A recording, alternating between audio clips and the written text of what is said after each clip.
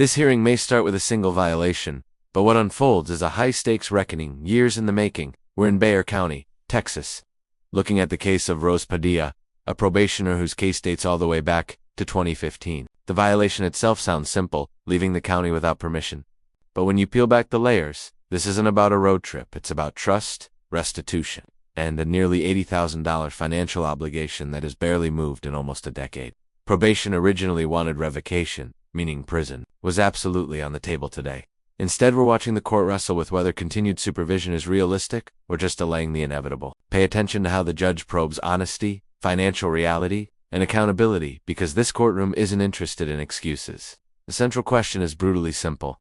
When someone owes nearly $80,000 and is paid only a fraction, how much grace should the system still offer? The proposal, Your Honor, was to continue on probation, extend for 1 year, and amend for probationer to pay at least $100 every 2 weeks for restitution. Probation.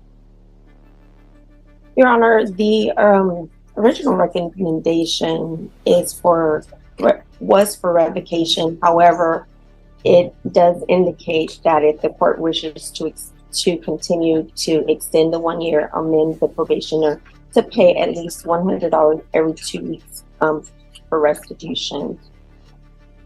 How much is owed on restitution? Your Honor, $78,775.98. How much has she paid on restitution since she's been on since 2015? $2,360. All right.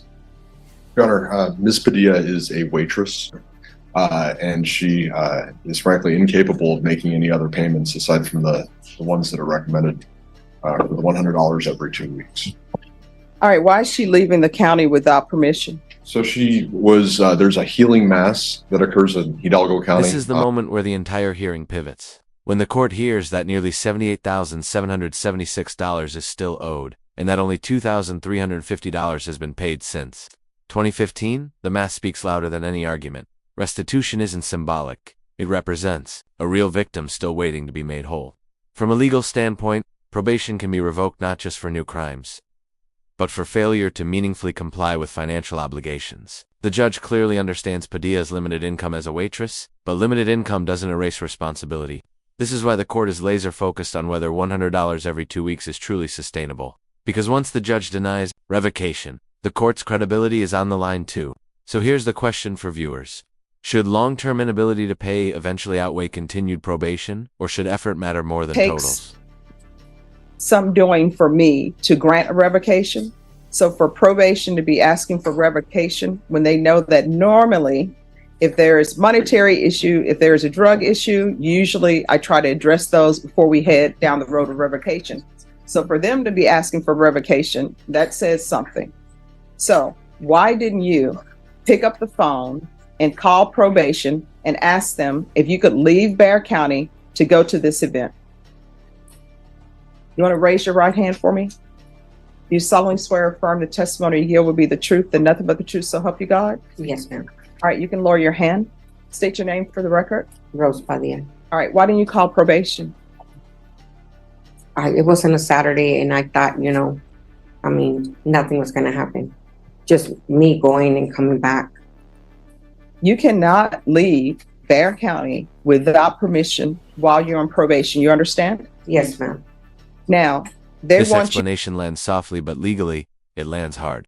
Padilla didn't leave the county for work or an emergency. She left to attend a religious healing mass. And while that may hold personal meaning, probation conditions don't bend. For intention, they hinge on permission. The judge's response is telling. Do phones not work? Because the violation isn't movement, it's silence. Probation supervision depends on communication, and failing to ask permission signals either disregard or avoidance. The defense admits she hasn't been doing well on probation, which only reinforces probation's original push for revocation. This is where emotional reasoning collides with legal structure. Faith may heal the spirit, but probation requires compliance.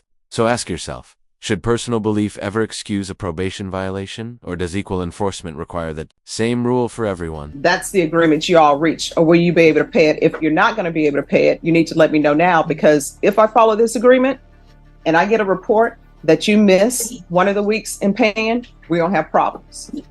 So if you cannot really pay $100 every 2 weeks, you need to let the court know now. Now I'm trying to get back on my feet, and I think, but if I have a problem or something, like I have health issues, I mean, can I call and let y'all know that? I mean, No, see, here's the thing. Your agreement that you all have made, regardless of what health issues you have, is that you're going to pay $100 every 2 weeks, because there's somebody out there, and I'm not the one who took this plea because this was before my time, but there's somebody out there that you owe $78,000 to. So you agreed, and your attorney agreed, that you are paying $100 every 2 weeks. So there is no, well, maybe something may come up. You've agreed that you would pay $100 every 2 weeks. That's why I'm asking this. If you are telling the court, actually, I'm not going to be able to pay $100 every 2 weeks, I was saying that, hoping that I would be able to do it, because this is the only This is classic courtroom realism, and the judge isn't bluffing. She explains exactly why courts hear promises they know may not be kept because fear makes people overcommit. The judge isn't just asking, can she pay $100 every 2 weeks? She's asking whether this agreement is honest or aspirational. Miss one payment, and the system snaps back hard with a motion to revoke.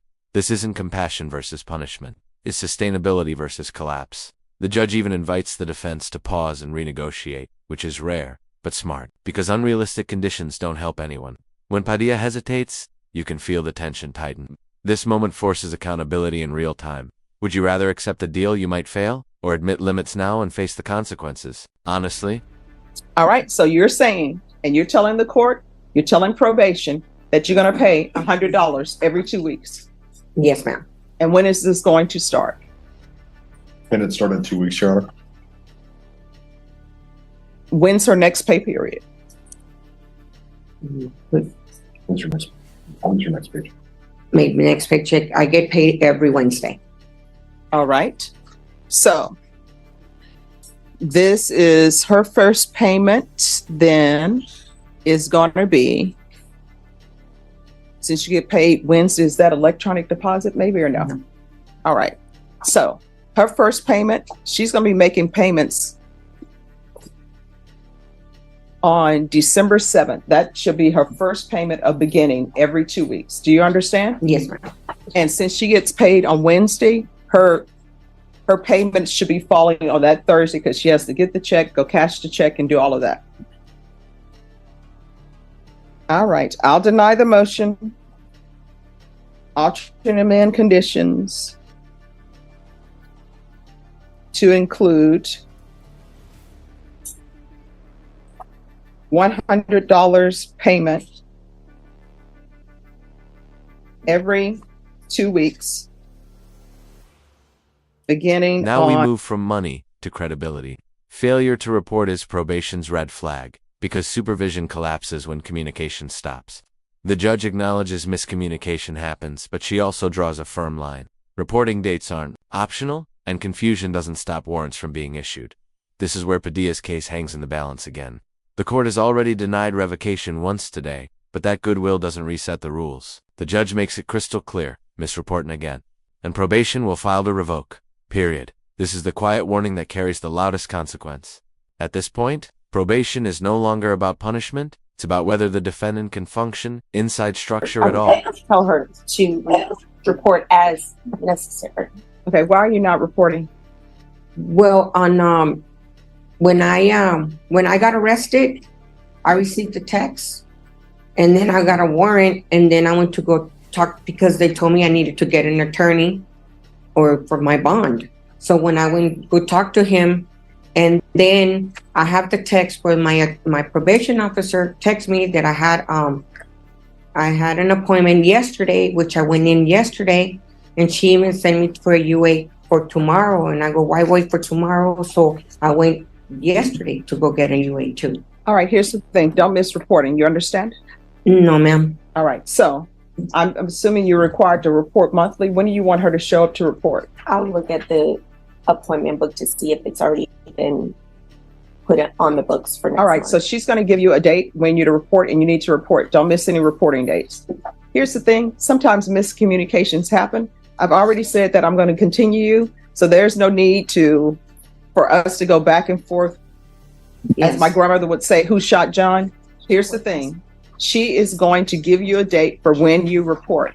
You need to make sure you report on that date. Even if you're saying you've already reported, if she gives you a different date, you need to go report on that day. If you do not, what will end up happening is a motion to revoke will be filed. Do you understand? Yes. All right. In the end, the court denies revocation, but extends probation by 1 full year and locks in strict financial and reporting conditions. Rose Padilla avoids prison today, but the margin for error is now razor thin. This ruling reflects a justice system still offering opportunity, but demanding honesty, consistency, and follow-through. The judge makes it clear, probation isn't passive. It requires constant communication, realistic commitments, and respect for the court's authority. One missed payment or reporting date could erase today's leniency entirely. If you found this case as eye-opening as we did, make sure to hit that like button, share your thoughts in the comments, and don't forget to subscribe for more jaw-dropping courtroom breakdowns.